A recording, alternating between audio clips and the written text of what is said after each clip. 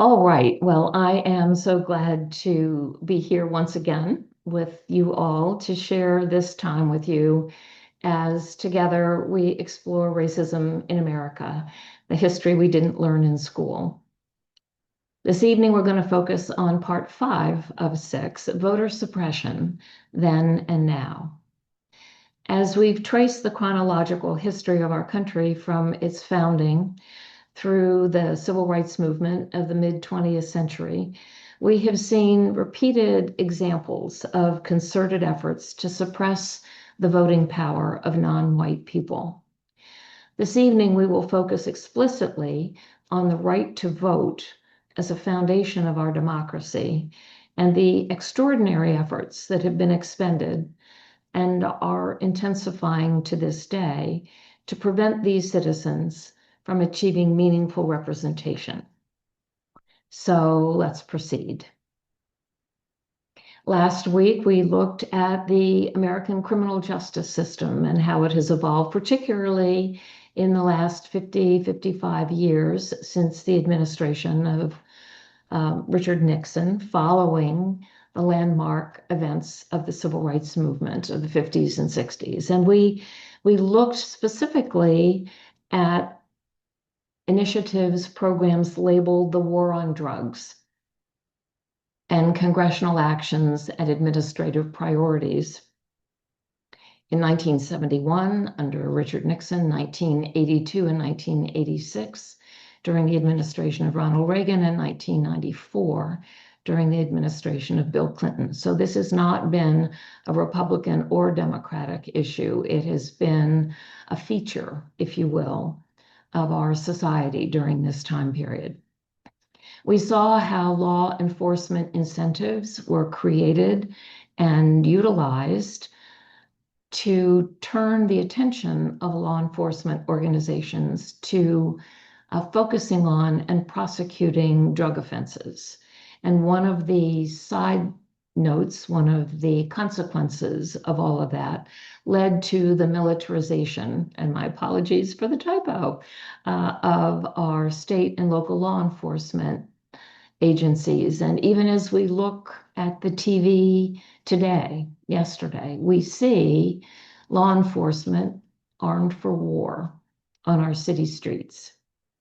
We came to understand how mass incarceration has taken hold in the United States. The United States leads the world in incarcerating our citizens, and particularly minority groups of citizens. With less than 5% of the world's population, we have 25% of the world's inmates. And in the course of implementing all of this legislation and all of these law enforcement priorities, the result has been a disproportionate impact on people of color. And what we see is that our criminal justice system today is racialized at every step in the process, with more damage, more impact on Black and brown people than white. And of course, we have seen numerous instances of individual police violence against Black people, particularly unarmed Black men in recent years that are manifestations of these priorities. So today we turn our attention to the right to vote and the actions taken to suppress that right, both then, at the beginning, and now. So we're going to begin by looking at the historical framework for voting rights for the entire country. And then we will look at the path to representation for African Americans that began following the end of the Civil War. And as progress began to be made for the enfranchisement of Black adult men specifically, we'll see the adaptive tactics that were put into place by the white majority over the course of nearly 100 years.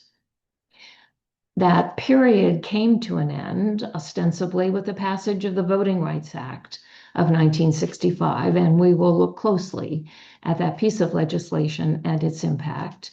And then the ongoing assault that has followed As I've mentioned before, Carol Anderson, who is the head of African American Studies at Emory University, has written a book, White Rage, where she highlights the inevitable backlash that follows any advances in rights for African Americans in our country over the course of our history, and certainly that ongoing assault on voting rights for African Americans is part of that pattern that we continue to see. So, our historical framework.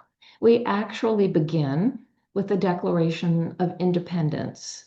And in that document, Thomas Jefferson wrote that governments are instituted among men, deriving their just powers from the consent of the governed.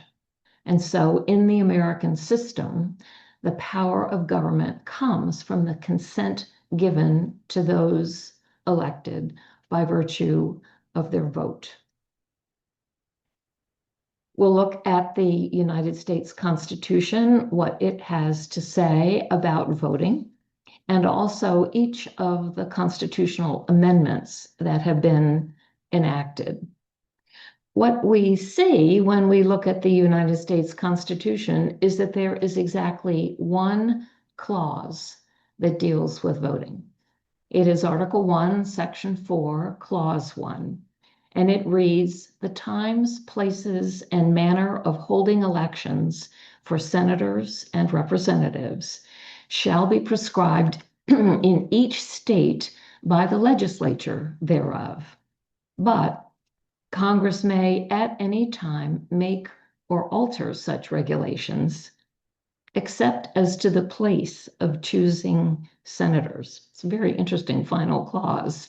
Must have something to do with the way that people gathered to choose senators in the early days. But the times, places, and manner of holding elections for senators and representatives are the responsibility of the legislature in each state.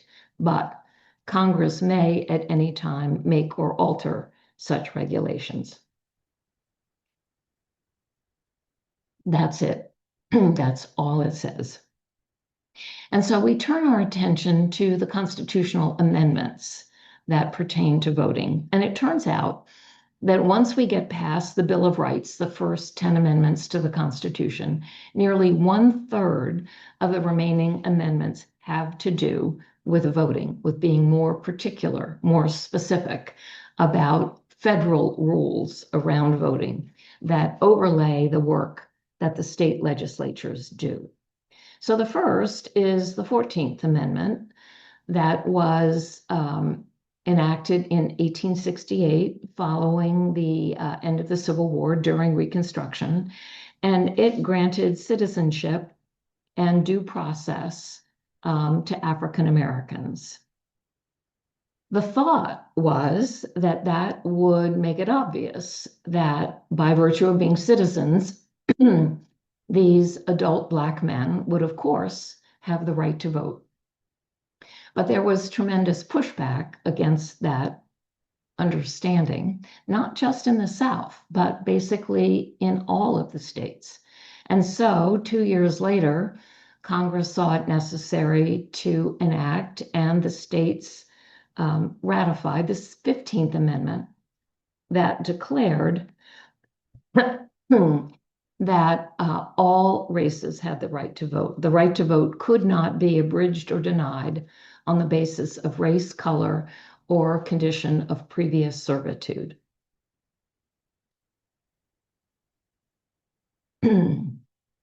Again, all of these constitutional elements, the original document and its amendments, dealt only with men. And so it was not until 1920, when the 19th Amendment was ratified, that women received the right to vote. But it's important to understand the history of what happened, because essentially that amendment granted the right to vote to white women. And state legislatures continued to block the ability of Black women to be able to vote. And so that 19th Amendment did not add the franchise to Black women in our country. The next amendment dealing with voting was in 1961, the 23rd Amendment, and it granted the residents of the District of Columbia the right to vote for president and vice president. I think we all know that DC does not have any representation in the Senate or the House of Representatives. And indeed, until 1961, the people who lived there could not even vote for president or vice president. The original thinking behind it was that the people in DC were living so close to the halls of power that somehow their votes would be skewed in some way, and so better not to let them vote at all. But in 1961, they did receive the right to vote for president and vice president. The next amendment was in 1964 when the 24th Amendment was ratified to outlaw poll taxes. And we'll learn more about that a little bit later on this evening. And finally, in 1971, the 26th Amendment was ratified, and it reduced the voting age from 21 to 18. This was during the period of the Vietnam War when the draft was in place. And so young men, 18 years old, were being drafted and sent to war. And the sentiment in the country was if they are old enough to be sent to fight, they are old enough to be able to cast their vote on the people who will be making that decision. And so that marks the end of the amendments to the Constitution that deal with voting. But more action was taken. In 1924, Congress passed the Snyder Act. Very few people are aware of what the Snyder Act was.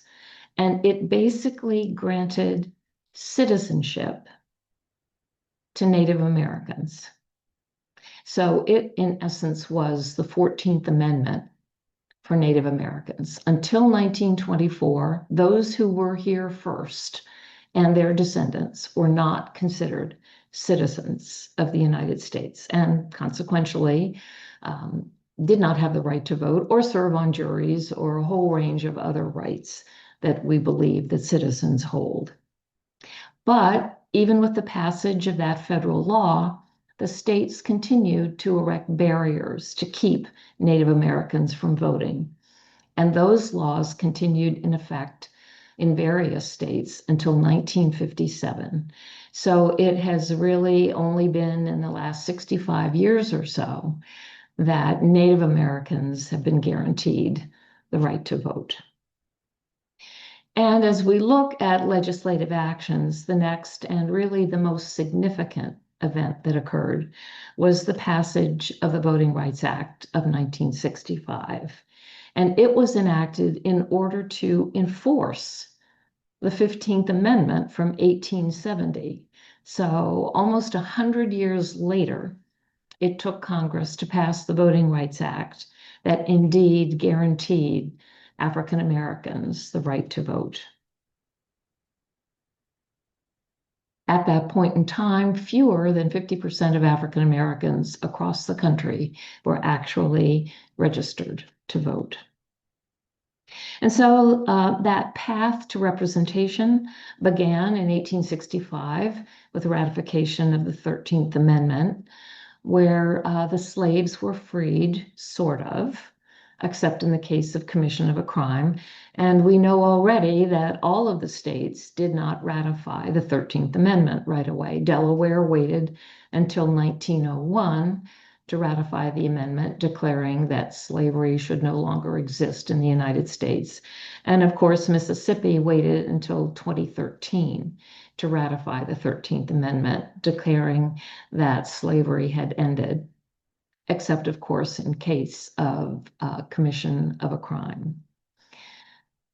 The 14th Amendment in 1868 granted citizenship and due process, and indeed, as the Union was put back together after the end of the Civil War, the Southern states had to ratify the 14th and the 15th Amendments in order to be readmitted to the Union. So those Southern states had to say that they would treat these federal constitutional amendments as the law of the land. And as we will see, they might have said the words, but the actions did not follow. And so in 1870, the 15th Amendment said that the right to vote shall not be denied or abridged on account of race, color, or previous condition of servitude. And once that amendment was enacted, more than 500,000 Black men registered to vote in the election of 1870. And at that time, the results of the election showed that 600 Black men were elected to state legislatures across the country. 18 state executives were Black men elected. The governor of Louisiana that year was a Black man, the last time that would occur until 1960. And 18 U.S. congressmen and 2 U.S. senators were Black men elected as a consequence of the enactment of the 15th Amendment. And so these multiracial legislators began to craft laws on finance, on charitable and penal institutions, on public schools. And as we said, that was a ray of hope for a more perfect union. As Black and white men began to work collaboratively together in government. But adaptive tactics surfaced, and particularly violence as voter suppression. It began at the very end of the Civil War in 1865, when in Pulaski, Tennessee, the Ku Klux Klan was founded. And 2 years later, the Knights of the White Camellia was a similar organization, white terrorist organizations, but they were secret. And while communities might know who was a member of the Ku Klux Klan or White Camellia, they were not publicly out front organizations. That began in 1874 with the formation of the White League, and 1875, the formation of the Red Shirts, that were public organizations that unequivocally announced that they were racist organizations designed to keep the Black population under control, under threat of violence. And of course, you may recall the video we saw that showed the location of lynchings that occurred during the Reconstruction period, 1865 to 1876. 1,982 separate lynching events, some of which were individuals, 34 of which were mass lynchings, multiple people. And we talked about the specifics of some of those in our earlier class. But what we're focusing on today are the number of those mass lynchings that were designed to suppress the vote. And so in 1866 in New Orleans, white mobs attacked advocates marching for Black voting rights, just marching for the right to vote, and killed an estimated 33 Black people. In 1868, in Camilla, Georgia, white mobs attacked Black residents that were gathered to protest their being kept from voting, killing at least 7 Black people. In McDuffie County, Georgia, in 1868, a Black man named Perry Jeffries, his wife, and 4 of their sons were attacked and lynched by white mobs, targeting Mr. Jeffries because he dared to vote. And so in Clinton, Mississippi, in 1875, armed white mobs attacked the Black community after a political meeting, just gathering to talk about candidates and politics and voting, killing 50 Black people. And in Hamburg, South Carolina, in 1876, in violence leading directly up to Election Day, a white mob attacked Black men stationed at the National Guard Armory, killing at least 6 people. And so all of these actions were designed to convey to the Black population that constitutional amendments be damned. It's dangerous if you think that you want to exercise your right to vote. And so we know that by the time the 1876 election came around, there was a great deal of Black voter suppression taking place. And we also know that there was no clear winner of the 1876 election immediately. That election between Samuel J. Tilden, governor of New York, and Rutherford B. Hayes, governor of Ohio, resulted in a no decision until a group of Supreme Court justices and U.S. Congress people met and voted along party lines, 8-7, that if Rutherford B. Hayes would promise to end Reconstruction, they would name him President of the United States. And he did, and they did, and Reconstruction came to an end.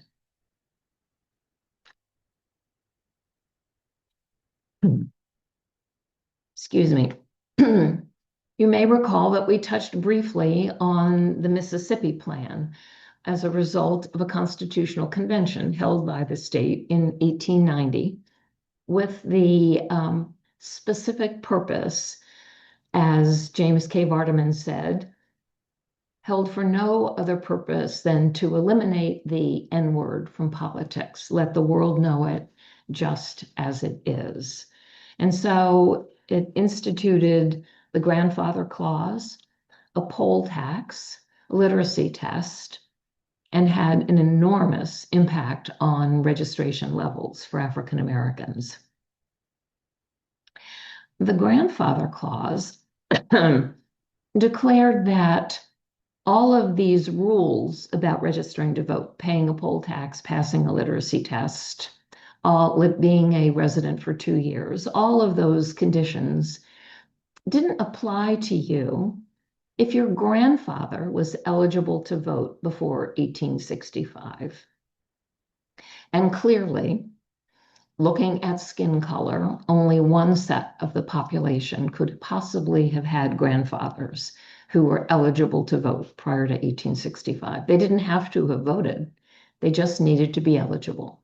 And if your grandfather was eligible to vote then you could bypass the poll tax and the literacy test, and you were automatically registered to vote. But for the others, the poll tax that was implemented was retroactive to a prospective voter's 21st birthday. So you basically had to pay the poll tax for every year that you might have been eligible to vote, had the laws provided that possibility for you. And of course, the lack of access to cash or funds or money meant that very few prospective Black voters could afford to pay the poll tax. And the literacy test was, even for those white voters whose grandfather wasn't eligible to vote, the literacy test was very straightforward, a single sentence from the Constitution that needed to be read and, quote, interpreted. But if you were a Black citizen, it was a convoluted section of the Constitution that had to be read and interpreted because it was a white election official who made the selection of the part of the Constitution that needed to be read. And so the impact on registration in Mississippi after this plan was implemented, Black voter registration rates had reached 90% as soon as the 15th Amendment was passed, but it was 66% by 1892. So the impact was enormous and immediate. Interestingly, when I began doing this research and I read about the Mississippi Plan, those were the parts and parcel that I read. But in 2023, there was an article in the newspaper that said there were hidden parts of the Mississippi Plan that had not been generally understood. One was that in order to win a statewide election in Mississippi, Not only did you have to win a majority of the statewide votes, but you had to win the votes in a majority of the statewide districts, the 122 districts. And given the way gerrymandering has organized districts, it was never possible for a Black candidate to win a statewide election. There was an appeal made, and that part of the law was overturned in 2022. But even today, no Black candidate has ever won a statewide election in the state of Mississippi, despite the fact that 40% of Mississippi voters are indeed African American. The result of the Mississippi Plan in current days is relentless purging of the voter rolls of African Americans. And indeed, if you have a felony conviction in Mississippi for a list of crimes that are really largely focused on crimes that Black people are more likely to be convicted of, you lose your lifetime ability to vote. Passing a bad check, that's a felony. If convicted, you lose your right to vote forever. Bigamy, you lose your right to vote forever. There are 23 crimes whereby you never are able to vote again. And 10% of adult African Americans in Mississippi have a felony conviction. So that 10% of the population is automatically prevented from voting in any election for the rest of their lives. And more recently, the state established a special court system to deal with election issues that has appointed judges and that specifically relate to the city of Jackson, Mississippi. You may recall there has been a horrific issue with water quality in Jackson, Mississippi. And so there were suits filed attempting to get redress from the damage.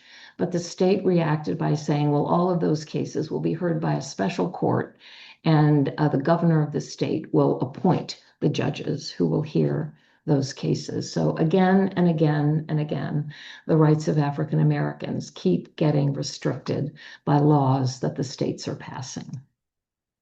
And we know that in 1898, the Louisiana Constitutional Convention also attempted or was very successful at restricting the rights of African Americans to be able to vote. And because every other Southern state followed and adopted the Mississippi Plan, by 1910, no Black person in the South could vote.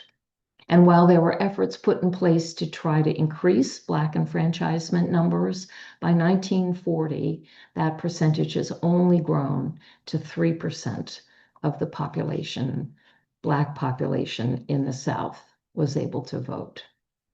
And as that work began to try to engage more African Americans in the voting process, the parties became concerned that they might have an effect on the candidates who ran and the candidates who were elected.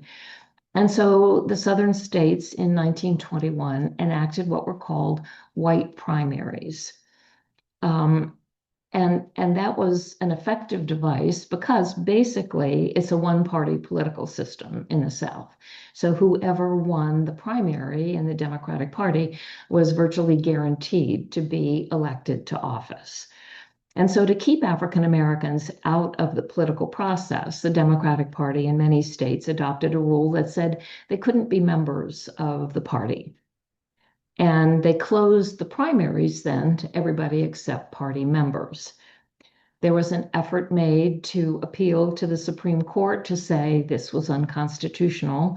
But in 1921, in Newbury v. United States, the Supreme Court ruled that political parties were private organizations and not part of the government election apparatus. And so if the parties chose to exclude African Americans.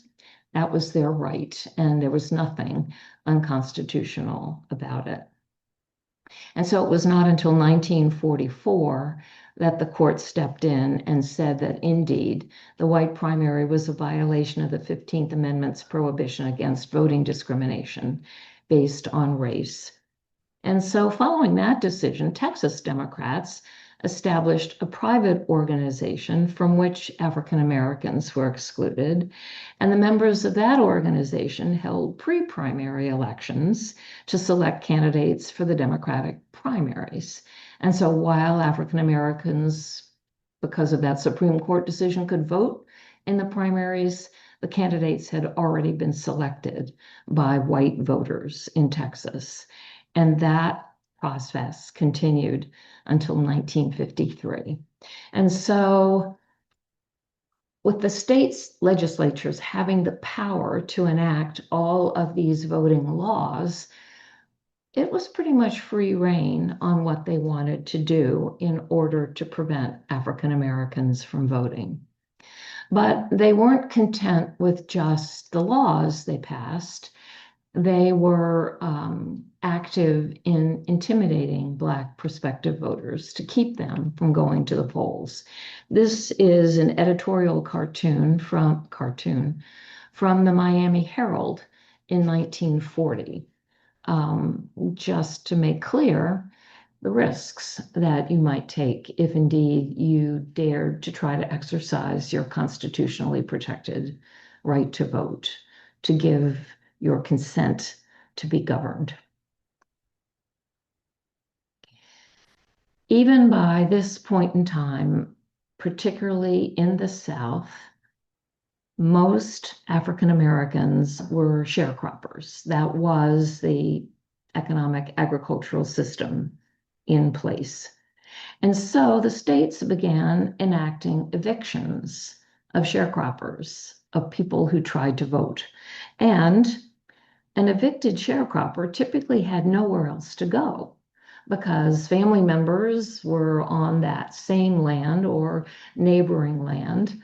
Everyone was a sharecropper, and it wasn't like there were communities or neighborhoods or families where you could go if you were evicted. And so that process of evicting sharecroppers as a threat against voting intensified and carried forward for decades.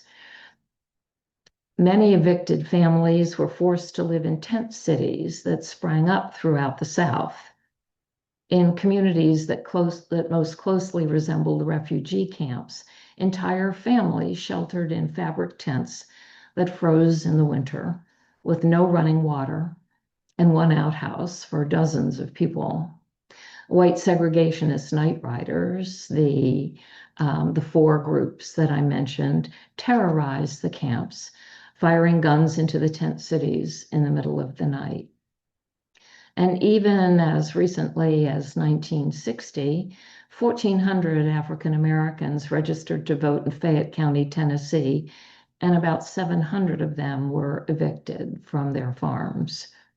White landowners in Greene County, Alabama, evicted at least 75 Black families that year, and more than 40 Black families were evicted in Lowndes County, Alabama, just before Christmas in 1965. And so these evictions were part of a systematic plan to thwart civil rights activism and to prevent Black people from voting. Black men and women who registered to vote were required to provide the names of their employers, who could then be notified. Newspapers printed the names of Black people who attempted to register, and white citizens' councils distributed voter lists to white merchants who denied basic necessities and employment to African Americans who registered or tried to register to vote. And again, all of this ostensibly allowed under that one clause in the Constitution, but should have been prevented by the subsequent amendments. But the only recourse was to individually sue to individually protest against these laws as they were passed. And so this resistance to the implementation of the 15th Amendment resulted in literally hundreds of laws being passed by the states, and each one had to be adjudicated separately. And in many cases, that appeals process took years. And in the meantime, the laws were in effect, and African Americans were prohibited from voting.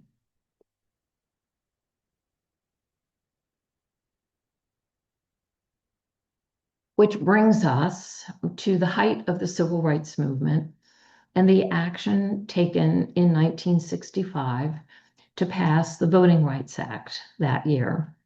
And the final trigger for Congress passing that act was the murders of the 3 voting rights activists in Philadelphia, Mississippi, and the attack on people trying to march from Selma to Montgomery across the Edmund Pettus Bridge in 1965.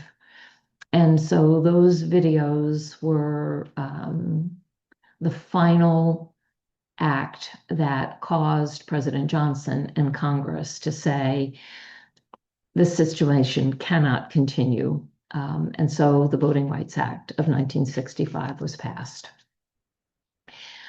There were 3 key sections in that law. Section number 2, the language closely followed the 15th Amendment that said the right to vote cannot be abridged or denied on the basis of race, color, or previous condition of servitude. And then section 4 provided a formula for identifying jurisdictions across the country.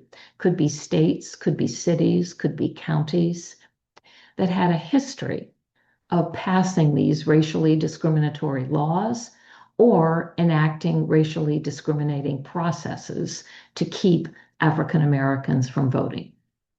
And so the Voting Rights Act identified those jurisdictions and the history that had led to them being identified in this way. And then the law also said that Congress could update and rewrite that formula for identifying these jurisdictions to make sure that it kept up with actions that were being taken by the states. So you might not have any history of voter suppression in 1965, but by 1970 you do. And so the law provided that the identification of those discriminatory jurisdictions could be updated regularly. And Section 5 of the law said that those targeted jurisdictions could not make any change to their voting laws without pre-clearance from the Department of Justice. So no more could the states pass these laws and just say to people, if you don't like them, sue us. This law said you cannot implement those laws unless you get pre-clearance from the Department of Justice. And if the DOJ finds that the proposed law is discriminatory, you do not have the ability to enact it. Another interesting part of the law is that it required that it be renewed by Congress every 5 years. So it wasn't just to be in existence forever. Passed in 1965. In 1970, Congress renewed the law for another 5 years. In 1975, when it came up for renewal again, Congress updated Section 4, changing the identification of the impacted jurisdictions, but it renewed the law for 7 years. And in 1982, when it came up for renewal again, Congress said, you know, this is kind of silly. And they renewed it for 25 years. And they said this law will remain in effect for the next 25 years. And then in 2006, it came up for renewal again. And Congress overwhelmingly reauthorized the law for another 25 years, voting 390 to 33 in the House and unanimous in the Senate, if you can imagine such a thing, protecting the voting rights of African Americans. 2006. But in 2013, a lawsuit was filed, Shelby County, Alabama v. Holder, Eric Holder, who was the Attorney General at the time. And that case worked its way to the Supreme Court, who in 2013 struck down Section 4. It said there were no more covered jurisdictions that needed to submit their voting law changes for Department of Justice pre-clearance. And the rationale of the Supreme Court was they're not doing it. They're not passing these laws. The fact that they weren't passing the laws because the Department of Justice said they couldn't somehow escaped the attention of the justices who said, we don't need this anymore. And so they struck down Section 4, meaning that all of those jurisdictions went back to having the right to pass whatever voting rights laws they wanted without any oversight or any pre-clearance. And so within 8 hours of the Supreme Court decision, Texas instituted a law that had previously been blocked under the Voting Rights Act. North Carolina reduced its early voting locations from 16 to 1. Alabama closed the DMV offices in 8 of the 10 counties where the Black population was more than 75%. And so between 1982 and 2006, the Department of Justice had blocked 700 discriminatory voting law changes. And all of a sudden, it was Katie bar the door. You can do whatever it is that you want. And so the assault began in earnest. And it was predicated on the myth of voter fraud. A constitutional law scholar, Justin Levitt of Loyola University, did a study, and he looked at every vote cast between 2000 and 2014.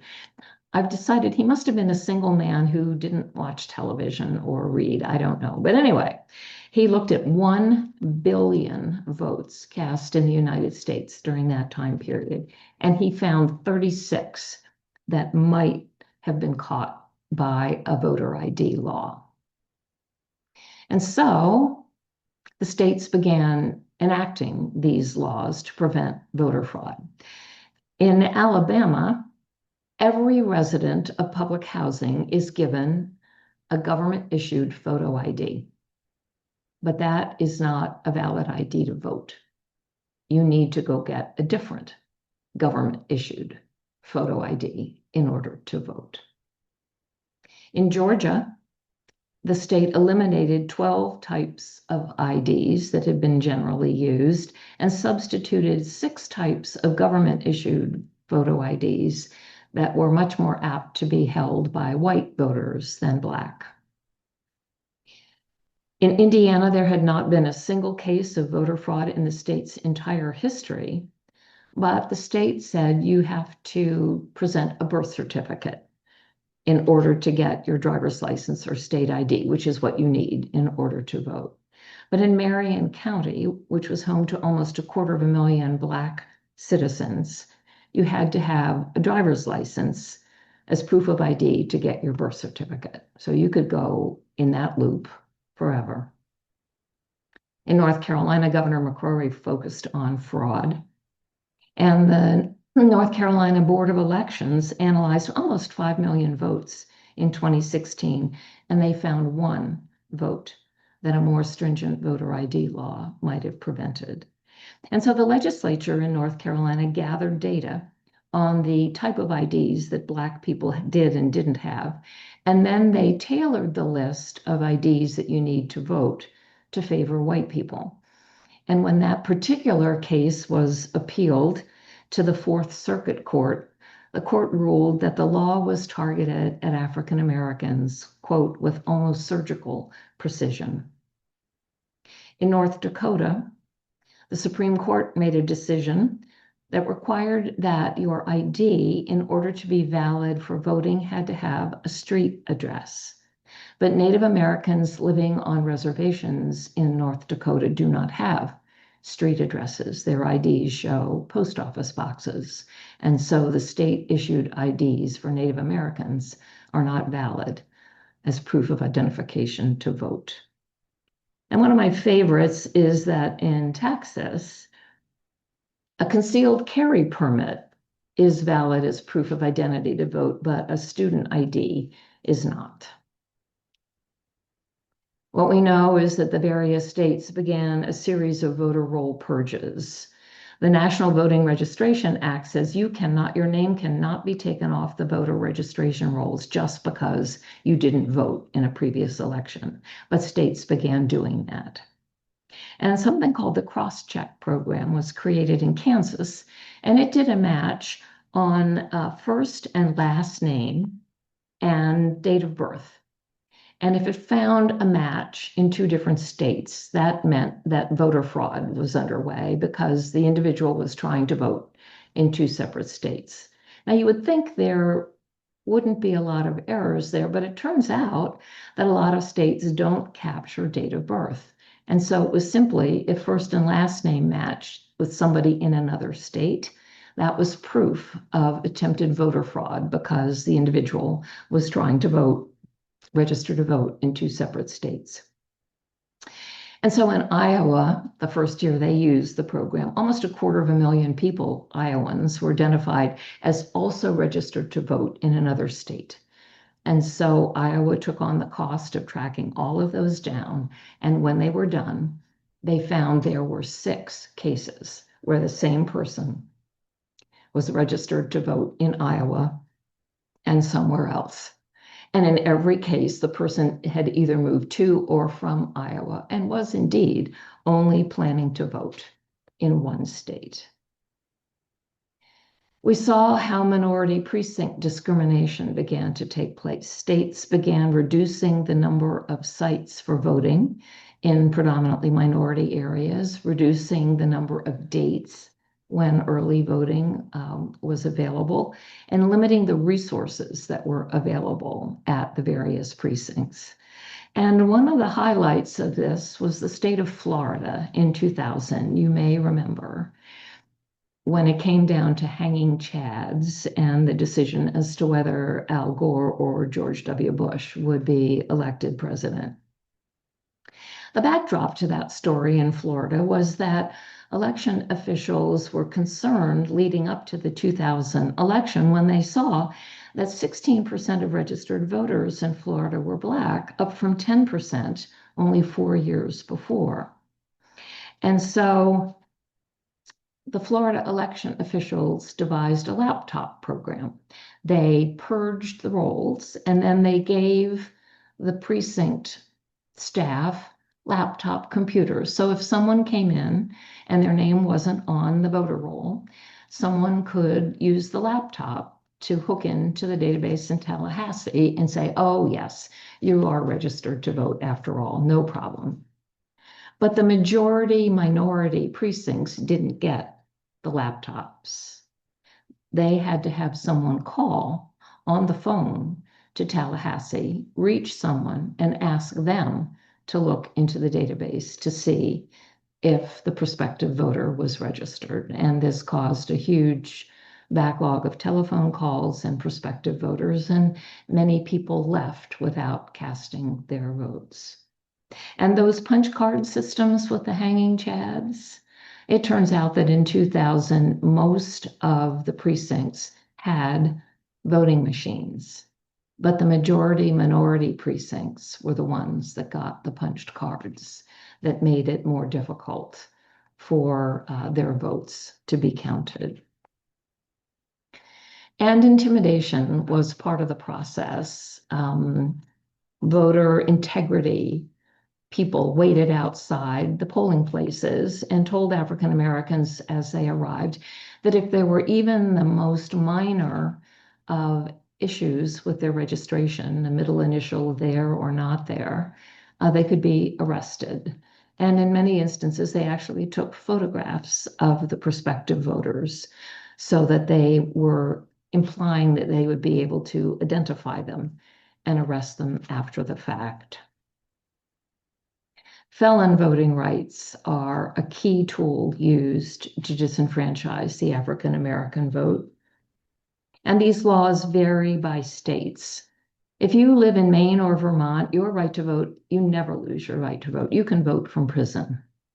In 14 states and the District of Columbia, you lose your right to vote while you're incarcerated, but the minute you're released, you're automatically eligible to vote again. In 21 states, you lose your right to vote while you're incarcerated and during whatever period of parole or probation. Your right to vote is ostensibly restored, but no one tells you that when your probation or parole comes to an end. And there are threatening stories of one woman in particular who voted when she was on probation, and she was sentenced to 5 years in prison, not knowing that she wasn't actually legally allowed to vote. And in 13 states, you lose your right to vote indefinitely. It requires a governor's pardon of your crime. And so there are efforts underway to try to change this, but they are slow. And we know that gerrymandering has led to packing minority voters into fewer districts. And it's creating safe seats and elections where there is no opponent. And so it is the antithesis of what you would expect in a free and open election system. And of course, we know that the Supreme Court, in its wisdom, reached the decision on Citizens United in 2010 that said the free speech clause of the First Amendment prohibited the government from restricting independent expenditures for political campaigns by corporations, which has released the flood of dollars into our election laws. And since 2020 and 2022, more and more laws are being enacted that are attempting to restrict the right of African Americans to vote. And some of the laws since the 2022 election are actually putting at risk the whole system of voting by allowing for partisan election law entities, the ability to file suit, citizen-initiated election audits, the ability to investigate and prosecute voters, enacting civil and criminal penalties against election officials, and enabling partisan election administration. So our whole system of elections is under attack. And what we need in a very significant way is the concept of automatic voter registration. It exists in Delaware, a number of other states. The redistricting commissions in states should be independent commissions, not overseen by the legislature most recently elected.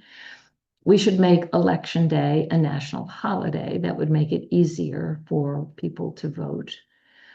And the John R. Lewis Voting Rights Act is a restatement of the Voting Rights Act of 1965 that would restore the protections that led to significantly broader representation in our elections, attempting to keep in force Thomas Jefferson's view that the authority of government accrues from the consent of the governed, all of them.